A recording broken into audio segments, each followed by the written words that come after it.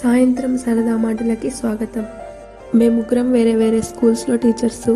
సాయంత్రం స్కూల్ అయిపోయిన తర్వాత ముగ్గురం ఒక చోట చేరి స్కూల్లో ఈరోజు చేసిన వాటి గురించి, రేపు చేయాల్సిన వాటి గురించి ఈ స్నాక్స్ తింటూ డిస్కస్ చేస్తామన్నమాట.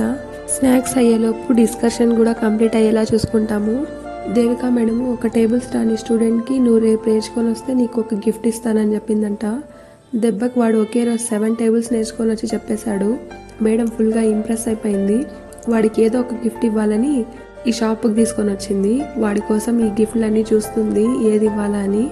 అన్నీ చూసేటప్పుడు వింతగా ఒక బాక్స్ కనిపించింది. తీసి చూస్తే ఇందులో ఏదో స్టిక్స్ ఉన్నాయి. ఇది ఎందుకు యూస్ చేస్తారో మీకు తెలిస్తే కామెంట్ చేయండి. దీనిపైన అయితే పేరు రాసలేదు. నేను ఈ బాక్స్ గిఫ్ట్ ఇమ్మని చెప్పాను. దానికి దేవిక మేడము పక్కన వాడిని గుచ్చుకుంటే ప్రాబ్లం అవుతుందేమో అంటుంది. మేడం గిఫ్ట్ కోసం చూస్తుంటే మేము షాప్ అంతా ఒక రౌండ్ వేసి వచ్చాము. ఐస్ క్రీమ్స్లో చాలా వెరైటీస్ ఉన్నాయి.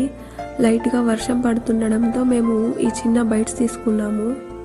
దారిలో వస్తూ ఒక పానీపూరి తిన్నాము. ఈ పానీపూరిలో వాటర్ చూడండి వైట్గా ఉన్నాయి. ఇదేదో వెరైటీ పానీపూరి. దీని పేరు తెలిస్తే కామెంట్ చేయండి. ఈ వాటర్లోనే ఆ మసాలాలంతా మిక్స్ చేసేసారు. తింటే బాగానే ఉంది టేస్ట్. మా ఇంటి మాస్టర్ షెఫ్ దేవిక మేడం మా కోసం ప్రేమగా వంట చేసి పెడుతుంది. దోశ పెనం చూడండి ఎంత ఉందో. దోశలు మాత్రం అద్భుతంగా వస్తున్నాయి దీంట్లో. మనం దోశ తిప్పనవసరం లేదు, అదే లేసిపోతుంది.